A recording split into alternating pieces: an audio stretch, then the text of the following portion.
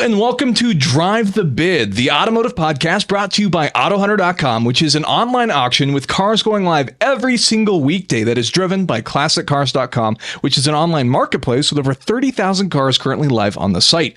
I am Jeff Sutton, and I'm joined, as always, by Derek Shiekhi on the left and Diego Rosenberg on my right. And today, we have a fun episode. First, we're going to get into a little bit of car news, as usual. Then we're going to talk about some of our favorite, most influential cars and the impact they've had. And then we'll highlight some of our favorite AutoHunter picks that are currently live on the site. So with that, let's go ahead and get into the news.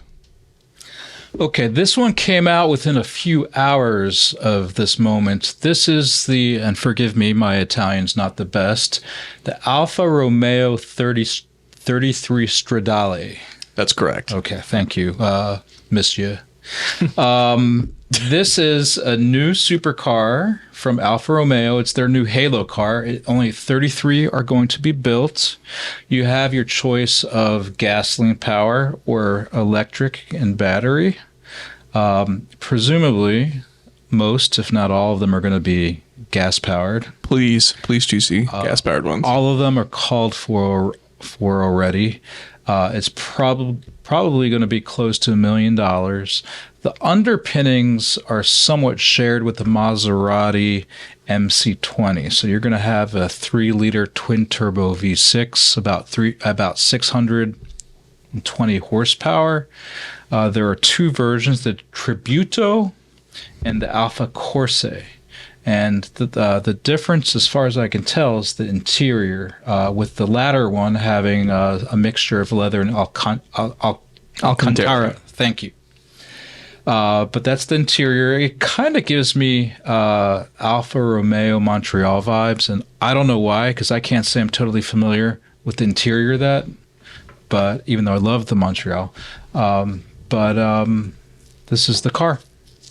Yeah, it's funny that you mentioned it, comparing it to the Montreal. I think it looks like a fantastic modern recreation of the original. I think it's like 65, somewhere in there. 33 Stradale. Those, if I'm correct. Yeah, and I think the original car is one of the most beautiful cars on the planet, in my opinion. So I love to see this modern recreation. I think it looks fantastic. I love that it has some of the modern Alfa styling cues that we've grown to love, such as these wheels, which are obviously sort of similar to some of the wheels that were in the previous cars, especially like when I think of some of the Alfa Romeo Juniors and stuff that existed had the circular wheels, which this is obviously a adaptation of that.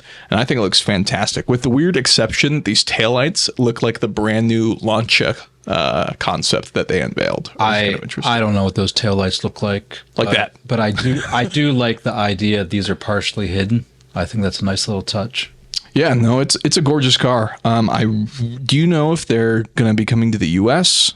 There are, from what I read in Car and Driver, they're going to be distributed around the world, and there are a few that are going to be in the U.S. That is great news. I like hearing that there's a few. Cause I would say with 33 built, I think it'd be better news if this was a mainstreamed exotic car. That'd be a little bit nicer.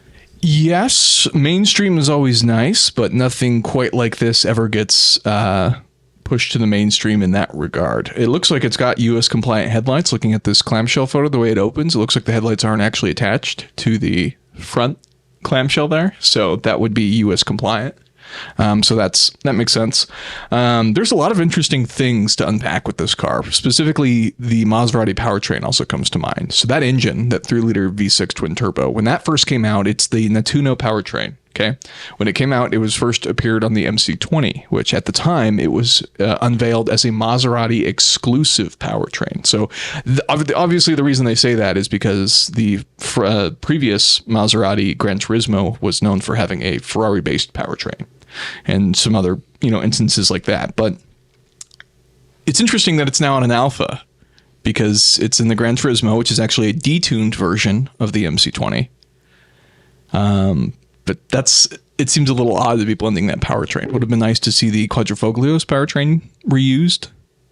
Yeah, that's what I was thinking at first when Diego first told me, it's a twin turbo V6. Mm-hmm. I thought, they've updated the Quadrifoglio's engine, but this is a little larger because that's a 2.9 and this is a 3-liter. But again, like we were discussing earlier, who knows if, there's always fudging that can be done with, displacement and Right. all that kind of stuff. Right. Yeah, we'll have to, maybe we can wait and see what all details we get. But there's a lot of cool stuff in this car. It's been a little while since we've had another Alfa Romeo Halo car, which the last one would have been the 8C, I suppose, right? Which those cars are interesting. I believe those have only gone up in value since those sold. And they built way more than 33 of those, but they're still not quite that many. Yeah, and I think they only, at least... I guess they sold them here, but I think it was only like Very 1 or 2 limited. years. Yeah, very limited. Notice in the interior, there's no center screen. Nice. That's great. I'm going to assume there's something like GPS integrated in the instrument panel. Yeah, I can believe that. Yeah, there's probably heads-up display. Maybe something might pop up. That's getting more and more common. Seems like just about every supercar has a pop-up screen of some sort that gets introduced. But who knows? Is this production ready? Do we know? 2024. 2024. So probably. This is probably what it is. Whoop. All right. Cool. I love it. I'm an alphaholic. And I'm proud to admit it. That's supposed to be anonymous, I think, Jed. All right, so there's a lead up to this, but this is Amelia Earhart, and this is her 1930s Cord. So before I get to the actual news item, I wanted to go into some of the details on this car. So she had a Cord that she bought about, I think, less than a year before she disappeared. So Coincidence? I think not. So in the early 30s, she was the first female pilot to fly solo across the Atlantic. When she disappeared, she was attempting to become the first woman to fly around the world. And she went missing over the Pacific Ocean in 1937. So this Cord that she got, it was, according to my research, it was a 1936 Cord 810. But it was renumbered at the factory and sold as a 1937 812. So in the late 1930s, I think in 39, she was declared legally dead. Her husband, George Putnam, sold the car in the late 30s. And from there, it's a long, convoluted ownership history. But at one point, somebody, Amelia Earhart history buff, spent all this time acquiring original components. He eventually sold it to an entity called the JBS Collection, along with a lot of documentation. And eventually it was restored in 2018 by a company called, I'm guessing, Levine Restorations in Indiana. They started working on it in 2018, and they said it was basically the culmination of a 30-year process. So they ended up using parts from 3 different cars to put this back together. And it's got some very rare parts that Cord enthusiasts may have only seen in pictures and not in person. So for instance, this has a compass. It also has a Brody knob that, makes turning the wheel easier. And then under the hood, there's a 288 cubic inch Lycoming V8. And then this is finished in Palm Beach tan, which seems to have been a pretty popular color on Cords back then. Yeah, Palm Beach tan over deep maroon. Now, I say all that to say that the 31st, August 31st through September 5th, it's going to be on display on the National Mall in Washington, D.C. as part of this event called Cars at the Capitol. That's cool. And in fact, earlier this year, this was this became a member of the National Historic Vehicle Register. Yeah, very significant part of history. And I mean, this is literally an award-winning restoration and an important part of, history in a variety of ways. I mean, not just aviation, but also, Amelia Earhart was a women's rights activist as well.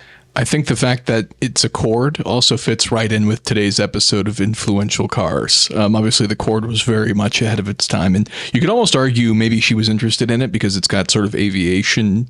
Yeah, feels. in fact, that was something that came up in my research because it has that wide machine-turned aluminum dash. Mm-hmm. And then, in fact, the headlights are retooled aircraft landing lights. Oh, interesting. I didn't know that. Okay. Yeah. And then, this was unusual for the time, too, because it was a front-wheel drive car. And, Diego, you'll appreciate this. From what I've read, that was influenced by the Citroën Traction Avant. I will point out that Cord had a front-wheel drive car before the Citroën, the L29, which I'm sure you guys have seen. Just maybe you don't remember because it's not as, let's say, the styling and design is not as pioneering as this. Yeah, this is quite an interesting one. Maybe just given its history, maybe don't take it too close to the Pacific would be my recommendation. Yeah. So this one's up for auction? No, this is just it's on display. Yeah, it'll be in DC. Cars at the Capitol. Yeah, might be a good time to go back to that neck of the woods. Sorry for the short notice. All right. So for the next bit of news, I have just teasers, unfortunately. This is Lotus has announced that they have a new vehicle. So this is supposed to be an electric sedan. I'm going to go ahead and guess that it's pronounced Ameya. I don't know if you guys want to contradict me there based off of what that said. The headlights right off the bat, it looks like a Genesis. That's what I was thinking, too. Yeah, it looks like a Genesis. So Lotus is coming out with their new Genesis, but it's called the Ameya. It should be revealed on September 7th and should launch in the U.S. for 2025. So still got a little ways to go to produce, but obviously Lotus is all in on this electric thing. I actually saw while we were in Monterey, there was an Avaya that went past us the other way, which I thought was pretty cool. So those were cruising around in there, as well as the what are the new sports cars that they have? The Mira, there were Miras as well. I've lost track. It's just say random things with E, and it's probably the name of a Lotus. Well, that first one you said, it sounds like a laptop. Which one? Avaya? Yeah, it could be.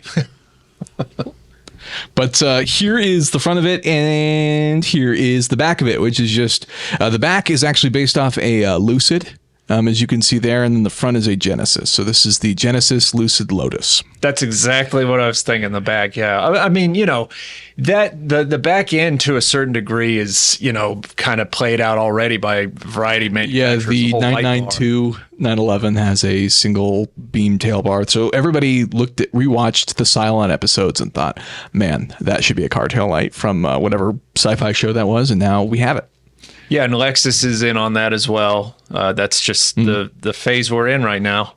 Yes, one tail light across the back. Well, yeah, this plays into our main topic for today as well, because one of the vehicles I picked kind of seemed to start a similar trend about 20 years ago. From what I remember, at least, my recollection. Well, neat. There we have it. It looks an awful lot like a Lucid with just a general teardrop shape too. Oh, absolutely. Yeah. But there you go. It's coming September 7th. Don't forget to tune in to the new electric sedan. That sounds super exciting. When you see it for the first time, you'll have seen it for the 5th time. Yeah. All right. So with that, I think it's time to get into our main topic, which, of course, today we're going to be discussing some of our favorite, most influential cars, which I think we left fairly open-ended. So it could be interpreted differently by all of us, but we should all have different cars. And on top of that, I would just like to sort of preface it by saying I believe Ford and Mercedes as manufacturers have had the single biggest impact on what cars are being produced and how they're being produced. So no Corvettes? Well, just as far as single manufacturers who have done the most, I think Ford and Mercedes have done the most. What is the most? For the automotive industry. What's the most?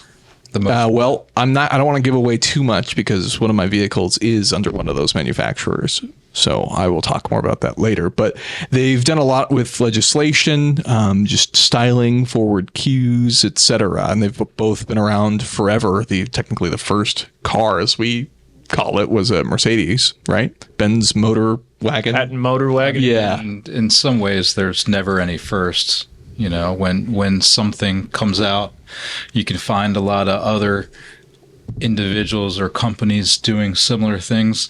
Sure. At the same time. There are plenty of stuff that's come out around the same time that has similar ideas. Some people do more than others to make certain stuff happen, or could even be in different parts of the world that may reflect things differently depending on when they come out with it, depending on what the laws are, which I'll kind of get into more to later.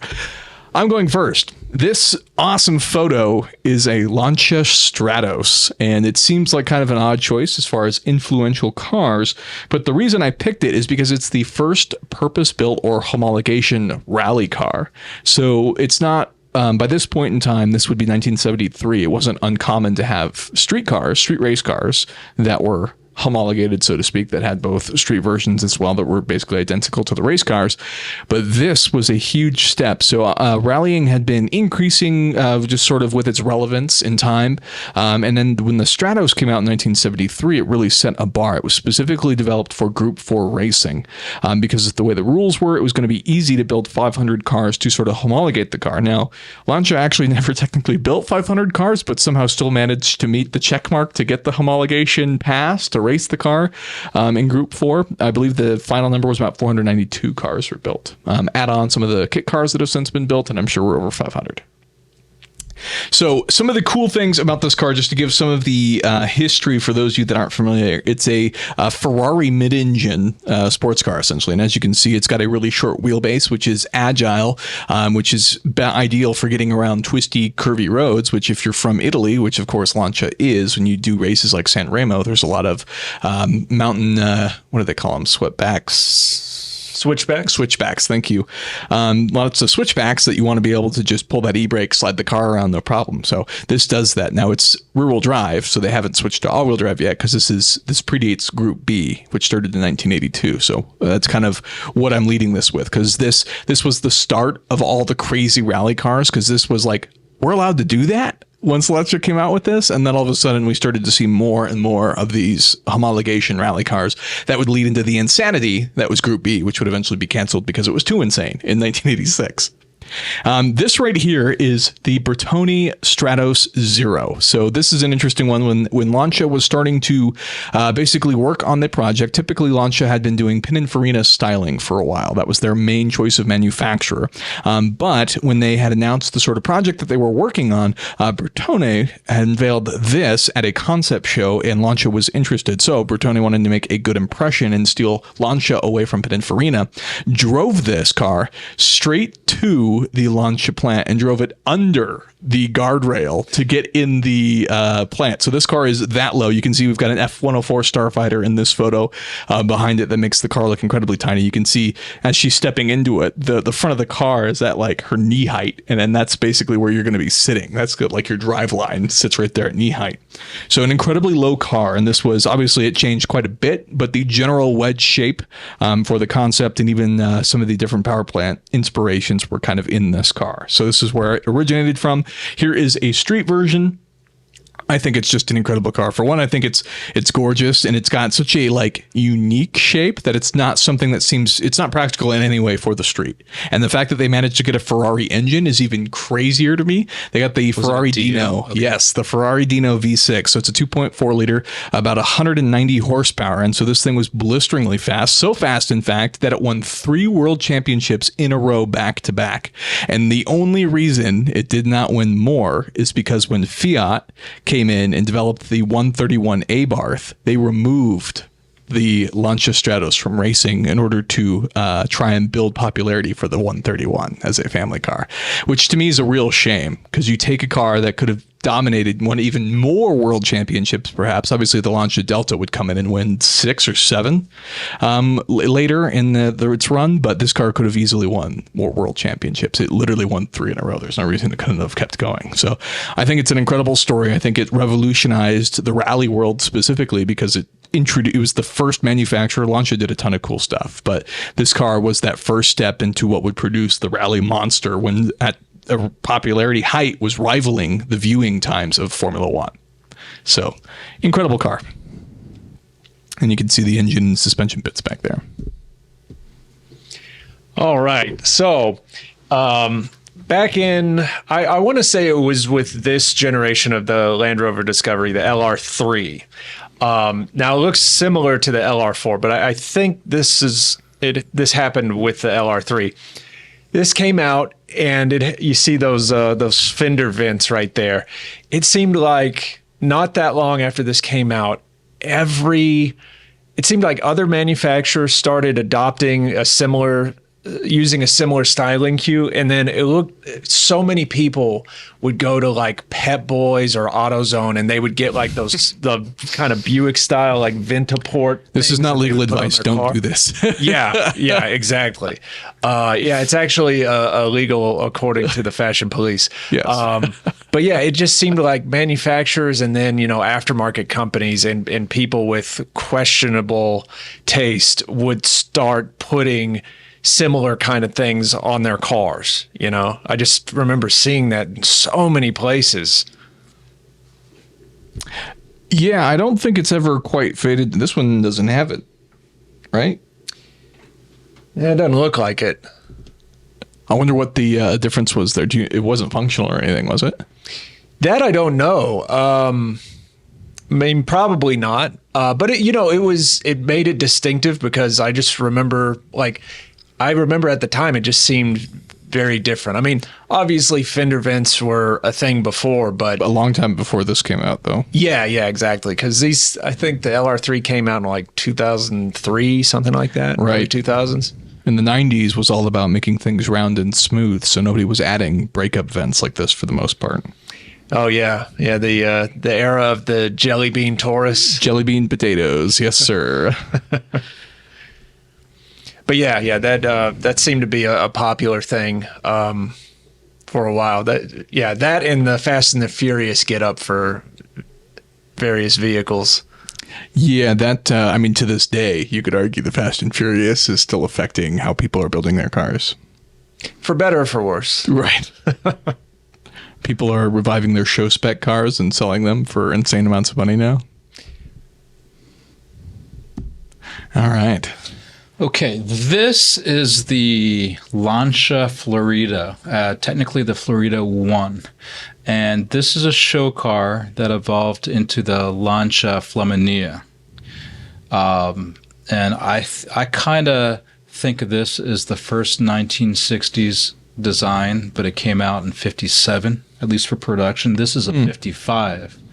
And you can notice how clean it is compared with other cars from the 50s. I mean, when you think of this in 1955 and you think of American cars, all that chrome wasn't such a thing just yet. It was starting to be that way, but this car is taking the opposite direction of what was to become in America. And I think that the themes of this car were applied to a lot of cars 5 years later and beyond.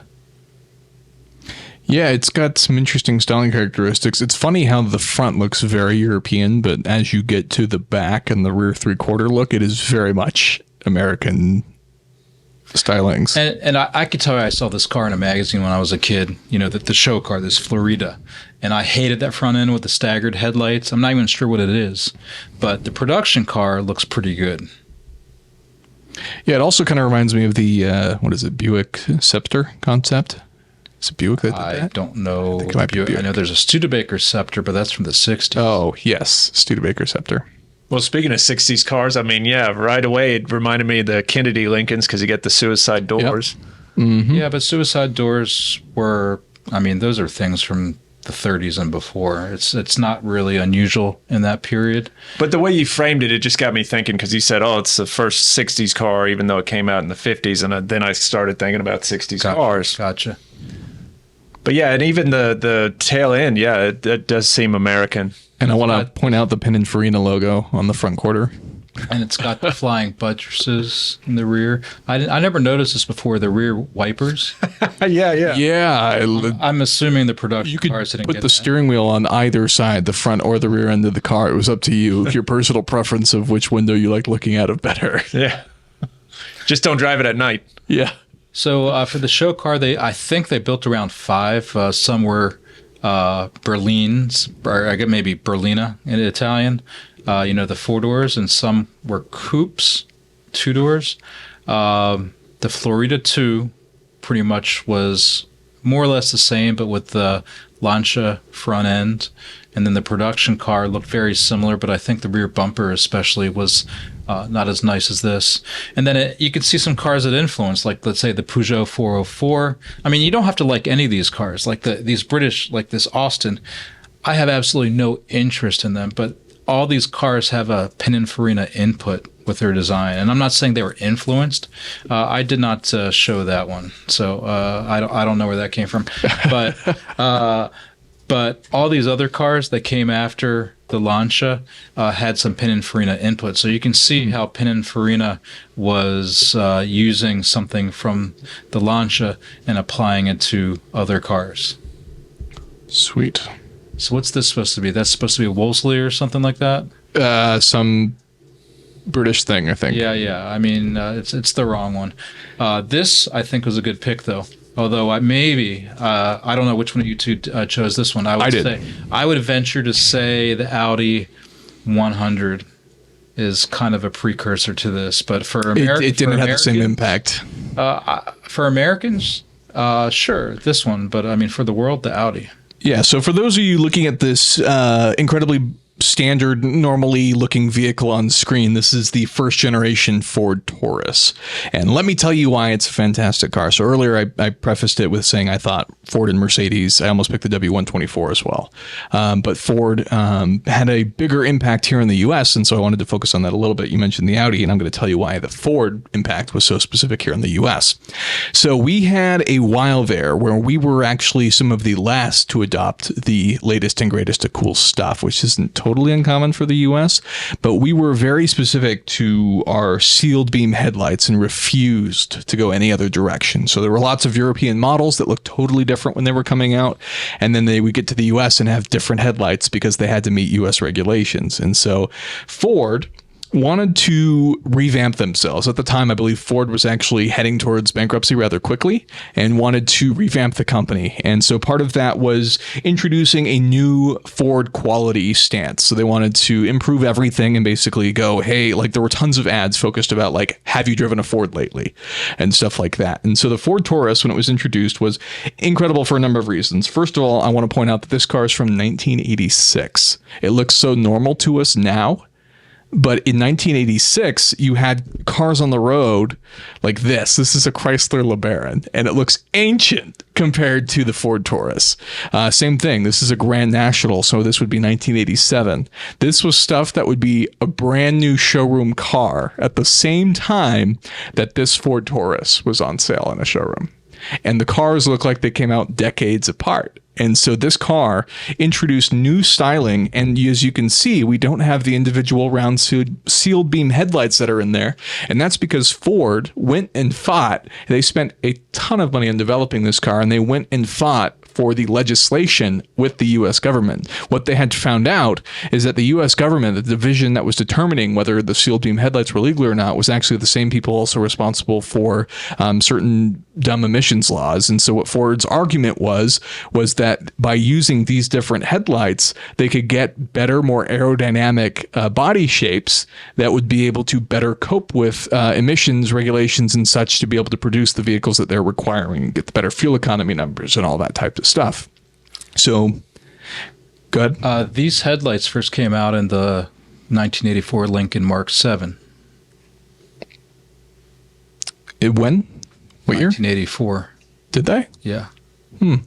That I mean, don't like the backstory is correct, but the Mark 7 I think was the first. Yeah, it could be. I'm not sure about that, but going into the story, even the body styling, it doesn't have any hard lines or wedges that you would find in other period cars, and it's just a really interesting car as far as the aerodynamics of it. You can see like even the grills are totally different. Like to us, it looks like your typical 90s sedan or even maybe early 2000s sedan, but this was a spaceship essentially when it came out in 1986. And then on top of that, in 1989, they came out with a special version called the SHO, which stands for whatever super high output. And that was an 80 horsepower increase with a V6 co-developed with Yamaha. Incredible car. I think these are great. I would love to have a first generation SHO. I think that would be a great car to drive. Even though despite the quality standards, I think there are some things that maybe don't fare that well that are noticeable to keep an eye out for if you ever look at one of these. Well, one of their things with the Taurus was they adopted more Japanese production methods, right? I thought I remembered reading that a while ago. That could be correct. I don't know that much about the production, but... Well, I do know it's Conan O'Brien approved. SHO was, at least. So why not the Audi? Why not the Audi? Yeah. Because Audi didn't have anything to do with American legislation. Oh, that's it? Yeah, that was kind of the main focus. I mean, if you want to look at it, the W124, which came out in 1984, I believe also had this style of headlights. It was a very aerodynamic sedan. It actually had a teardrop. So if you look at a W124 from above, the rear, I believe, was actually slightly tapered back from the front. And then the W124 would build the 500E, which is a great car. I'm just thinking in terms of how the next generation sedan was imagined. Audi is the one with the flush windows and a lot of other this had things. flush windows as well. This is kind of like the American version of that. Mm-hmm. Yeah, this had flush windows. The funny part to me is, as you mentioned earlier, the jelly bean styling. I think you said Ford Taurus jelly bean, right?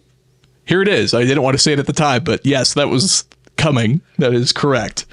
So yeah, it's pretty interesting, this car specifically when you think about 1986. I just can't fathom how different this looks to anything else that would have been on the road. Personally, I prefer the Mercury Sable. That's fair. But the SHO is cooler. Yeah. There was no Mercury SHO. Correct. It would have been nice to have a Mercury Marauder at the time. But I mean, just this is crazy to me to think about. Like, this would have come out, and then the Grand National in 1987, which granted was a continuation of a body style that was older, but like, well, I mean, it's wild. In a certain sense, why not show the Buick that came out after the Grand National? So let's say an '88 Buick Regal. Sure. That how would that compare with? They were 2 years too late. Ford had already sold 200,000 cars. Sure, but I mean, it's like how would that more aerodynamic front wheel drive Buick look like compared with the Ford? That to me is a more interesting comparison, because I mean, GM, through '87, GM was building these cars that originated in 1978. Sure. Guess they should have updated them faster and rebranded to Taurus for us. Have you driven a Ford lately? That's a commercial reference. But yeah, I just thought it was a cool story, because most people are not going to pay attention to these cars if you see them. But just know that they're awesome, and they did a lot for legislation that changed the way cars look in the U.S. Okay, so this is the Mercedes SL, the 300 SL. No Corvette. I'm surprised. Oh, well, that's coming. But yeah, this one stuck out to me because, to this day, when we think of exotic high-performance cars, one of the things that at least pops into my head is unusual doors, scissor doors, Lamborghini-style doors, or the ones on Koenigsegg's. And this one, I mean, and you look at like the Countach, that came out in the 70s. The Bricklin came out in the 70s. The DeLorean came out in the 80s. This came out in 1954. And obviously there's a reason why they call it the Gullwing. It had the Gullwing style doors, which, DeLorean ended up using, Bricklin used for the SV1. And yeah, it just showed like there was a different way of performing a fundamental function, because yeah, the side opening doors, that works. It makes sense. But this not only did that in a very different way, but also in a very visually dramatic way as well. Do you know the story behind this car and how it came to be for a street car? No. So originally, the 300 SL wasn't supposed to exist.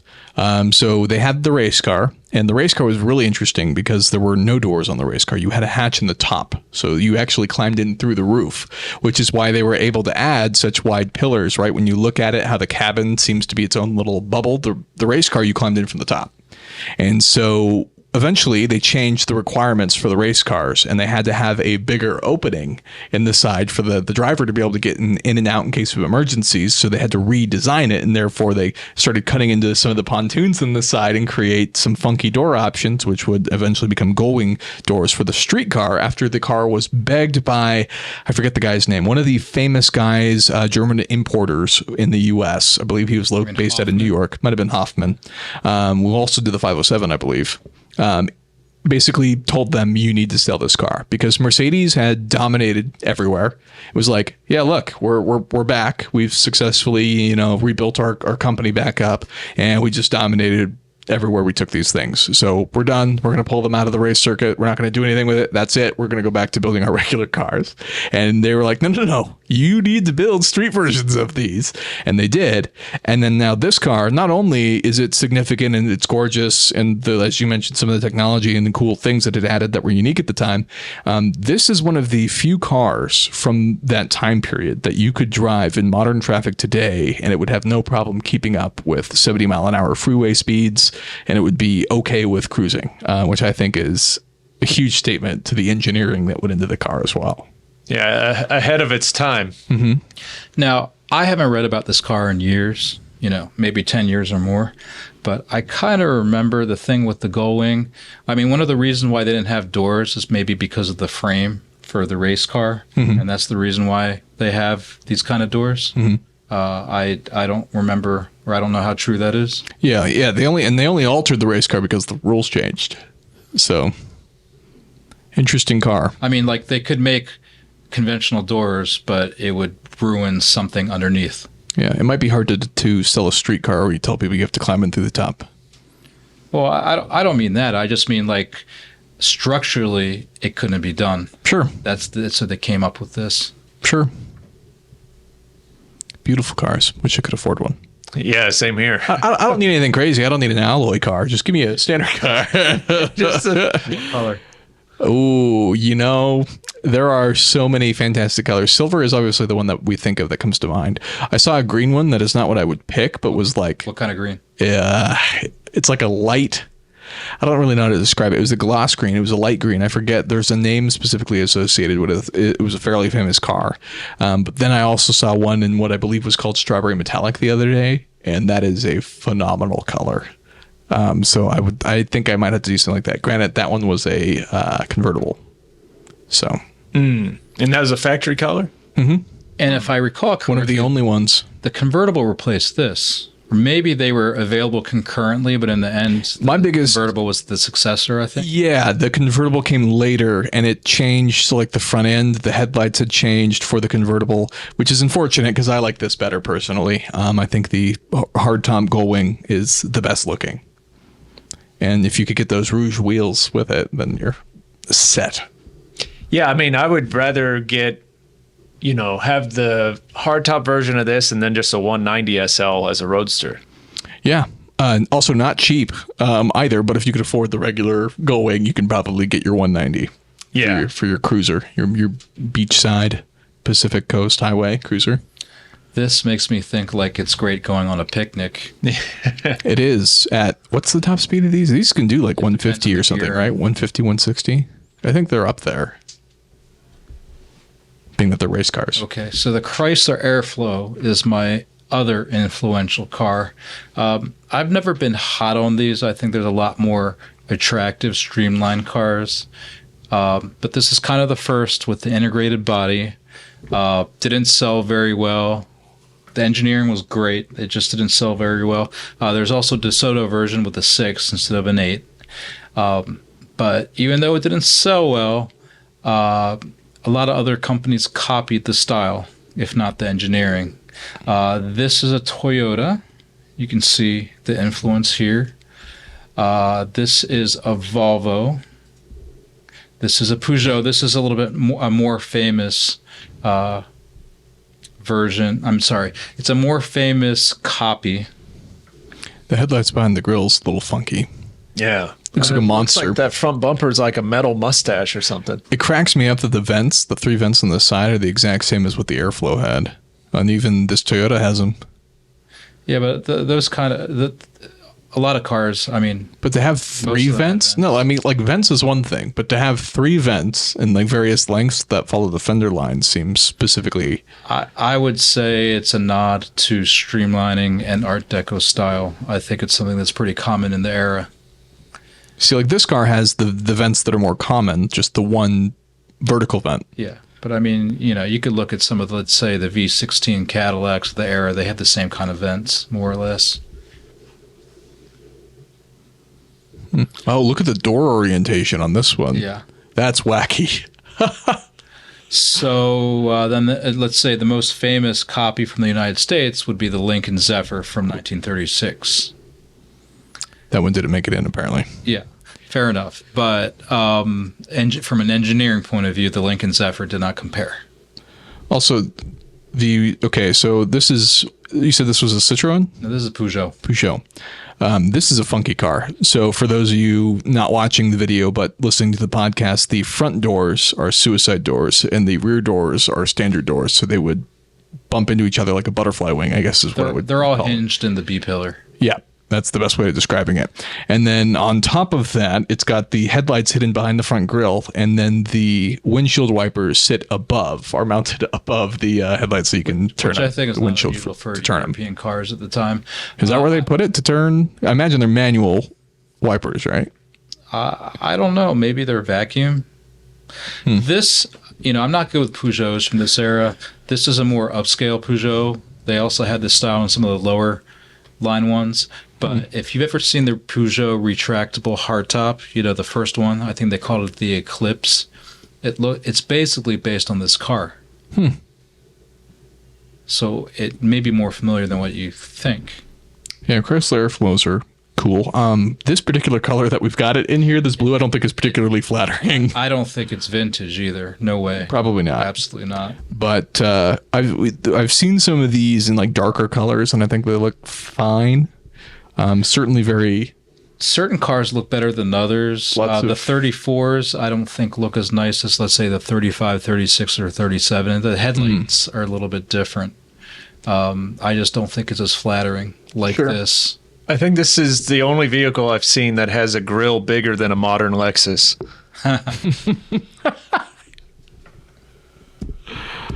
Oh, boy. All right. With that, let's go ahead and let's move on to highlighting some of the cars that are currently live on AutoHunter.com. So, first car. 1960, I'm sorry, not Chrysler, Plymouth. This is the Plymouth Fury. This is the first year for the unibody for the Chrysler Corporation. I'm not a big fan of 1960 Plymouths. I think they started to get a little ugly. Virgil Exner started to lose it around then. But I think the fins on them are great. I don't like the toilet seat on the trunk, which was an option. But everything else, I think this is a very nice cruiser for someone who wants a finned convertible. This one in particular, an AutoHunter, has a 318 wide block, which is pretty much the standard V8 for the Fury. I think it may be the only V8. Well, let me rephrase that. I don't think you get a 6 on the Fury, but I could be wrong. But 230 horsepower, you could get a 4-barrel Ford that maybe bumped it up to 260, and after that there's a 361, and then a 361 with long ram tubes. Actually, let's not call it a long ram because I'm not sure. I know Chrysler had both long ram and short ram, and I can't remember which type of ram induction tubes was available in the 361, but there was some type of ram induction available. This one's just a regular V8. Yeah, this may be just because I saw one specifically in this color, but this spec with the way the seats are done and the two-tone blues reminds me of another Chrysler product, an Imperial, that I had seen with the crown logos everywhere. So it was the same two-tone blue on the exterior, but then in the interior had the same two-tone blue seats, but it had little gold crowns embossed in them, which I thought was kind of funny. So good to see Chrysler just had the same color options available across any car. And if you notice the front seat, the back is a little bit high. Now go to the other picture, you'll see it better. The back is a little higher than the middle and right side of the front bench. It's also interesting that the driver's seat is like separated from the passenger seat, which is almost like a split bench. I wonder if this one has the swivel seat. They didn't really indicate it in the auction. Okay. If we see the seat bottom, maybe we'll get an idea. But there's definitely some interesting things going on. I just don't think they have aged very well. Yeah, there are some things that are not great, but some of this side profile, I really like the bottom chrome line there. That's swoopy around the wheel wells. Is very nice. That's part of the Fury. The lesser Plymouths don't have that. I think the two-toning can come off a little bit odd. It may depend on what's the darker and what's the lighter. Push-button transmission, of course, if you got the automatic. It's got... some of them had the rectangular wheel. This one does not. I'm not really sure what dictated that. If that's maybe just, maybe it wasn't Plymouth, maybe it was Dodge. If you got the square wheel, you also had to get the square tires, and most people just didn't like the efficiency of those. Even the Flintstones didn't like it.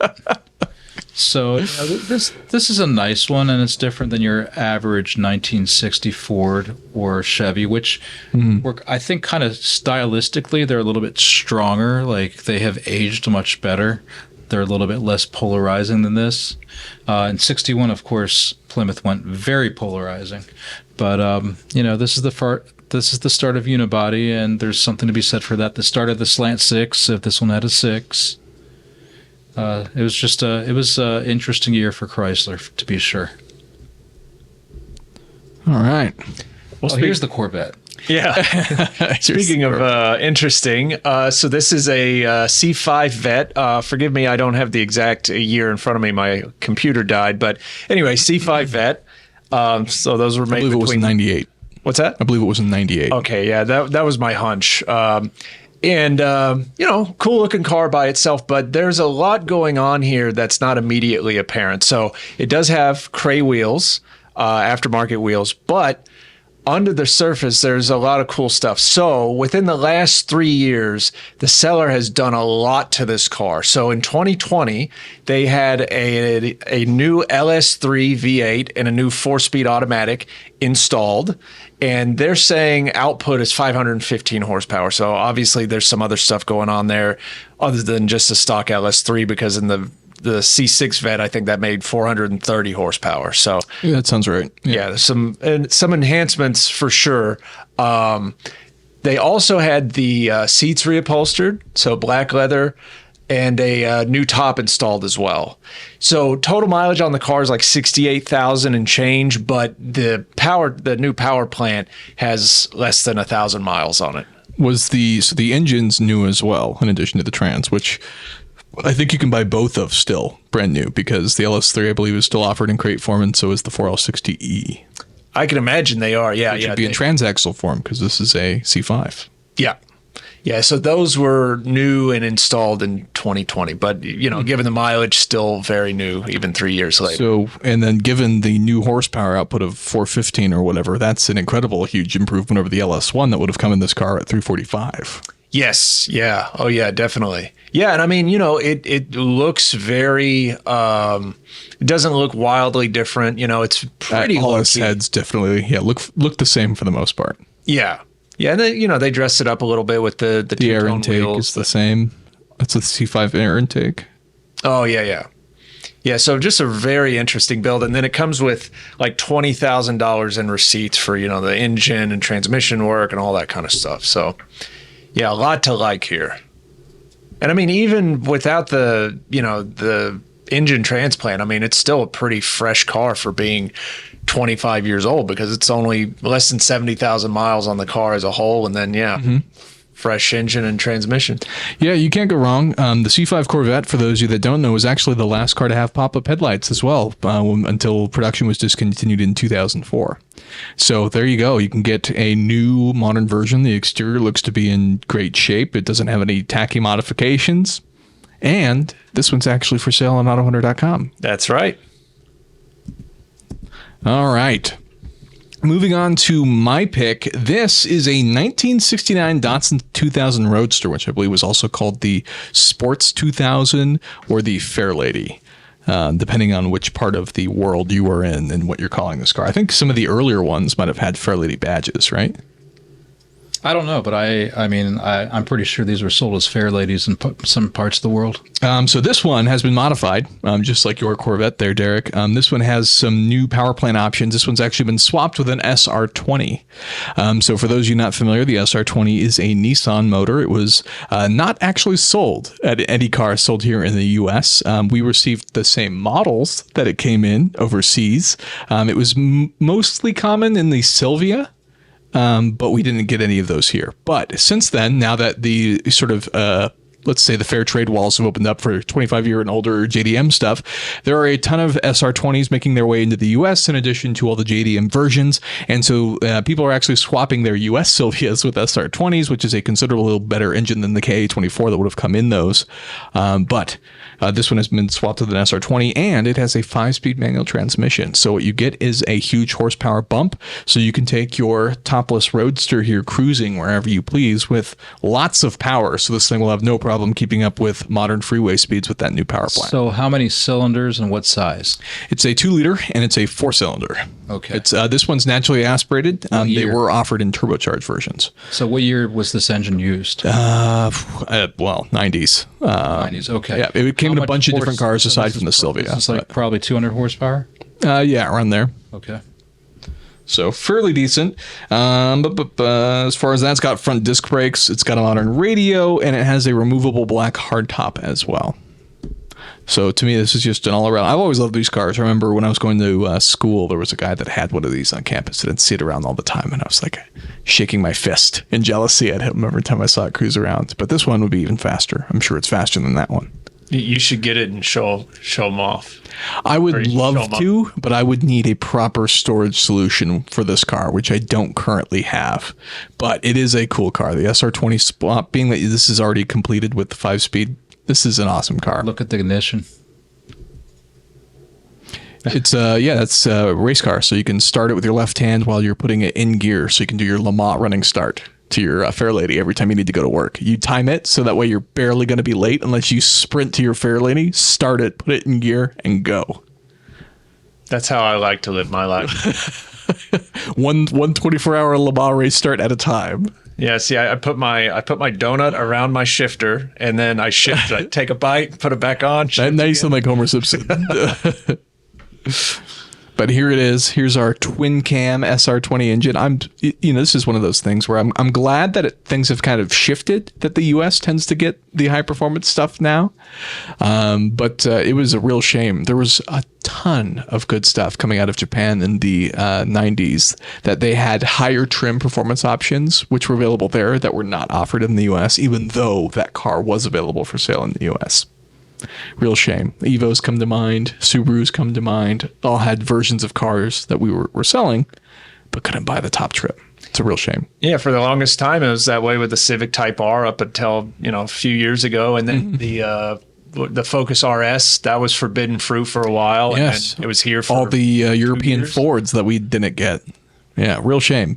Curse you, overseas manufacturers, for not selling them here.